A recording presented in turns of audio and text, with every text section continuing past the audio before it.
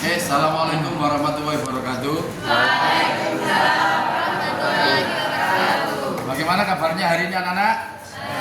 Baik, alhamdulillah. Oke, baik anak-anak. Hari ini Pak Guru akan menerangkan penerapan dari hukum 1 Newton. Di mana hukum 1 Newton ini, kalau benda itu bergerak terus dengan kecepatan tetap. Kalau benda itu awalnya diam terus meskipun ada gaya. Sehingga bisa ditulis jumlah gaya menurut hukum 1 Newton, jumlah gaya sama dengan 0. Ini penerapannya. Bagaimana dengan soal ini? Jika ada soal yang seperti ini, ya, ini sebuah tegangan tali, kemudian diberi beban 100 Newton. Berapakah besar tegangan T1, tegangan 1 dan tegangan 2 agar seimbang? Seimbang itu artinya ini diam, tidak putus.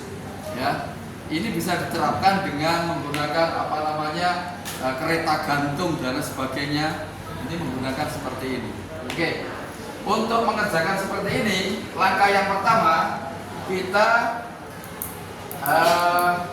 gunakan dengan koordinat, yaitu yang ini T2, yang ini T1, yang ini sumbu X, yang ini sumbu Y. Kita masukkan ke sumbu X dan sumbu Y. Dan ini ada vektor yaitu W, 100 Newton. Kalau ini sudutnya 53, yang ini 53, maka ini juga 53. Kita proyeksikan ke sumbu X, namanya T2X. Ya. Kemudian kalau ini sudutnya 37, maka ini pun juga 37. Kita proyeksikan ke sumbu X, namanya T1X. Kamu bisa melihat di sini, T2X arahnya kemana? Kanan. Ke kanan. T1X arahnya kemana? Ke kiri.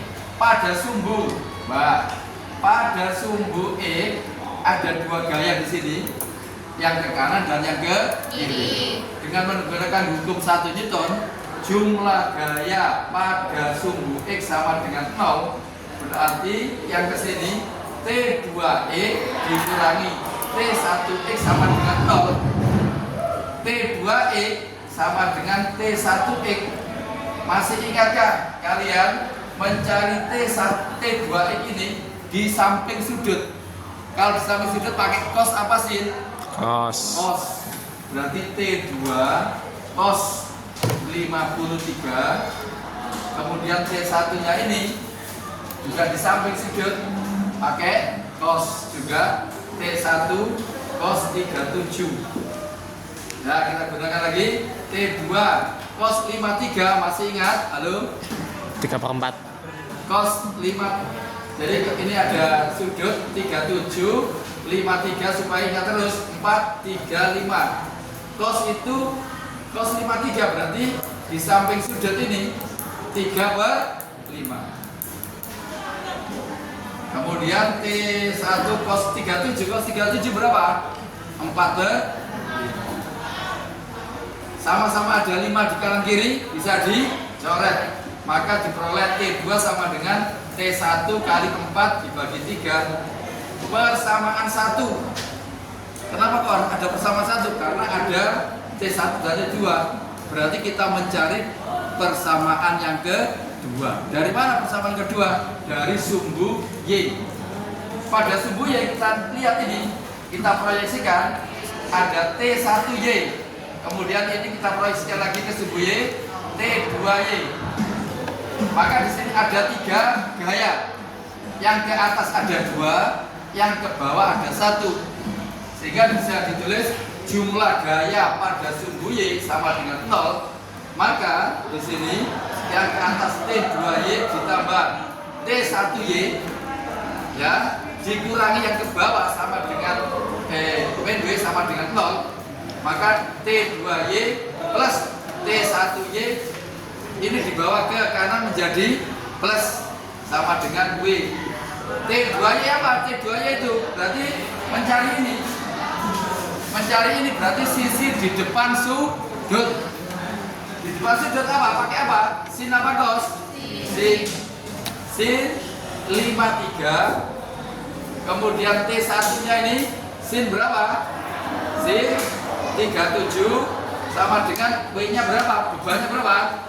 100 N ini 100 Newton.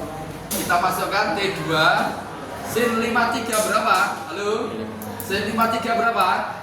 4/5. Oke, 4/5 plus T1 sin 37 berapa? 3/5. Oke, 3/5 sama dengan 100. Nah, caranya bagaimana supaya hilang 5 ini? Dikalikan 5. Dikalikan 5. Kalau kiri dikalikan 5, kanan juga dikalikan 5.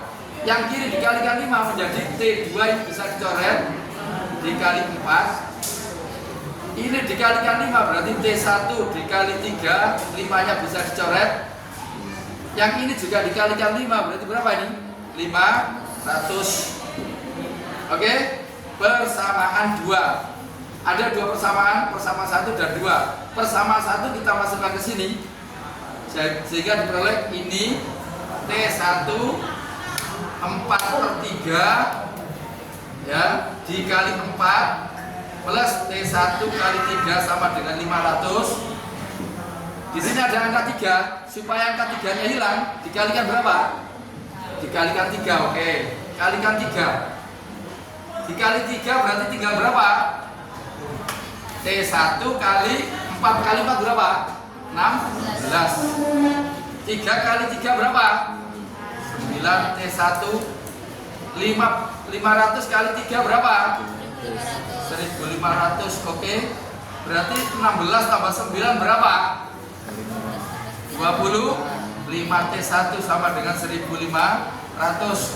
Kalau begitu T1 sama dengan 1500 dibagi 25. 150 dibagi 25 ada berapa? 6.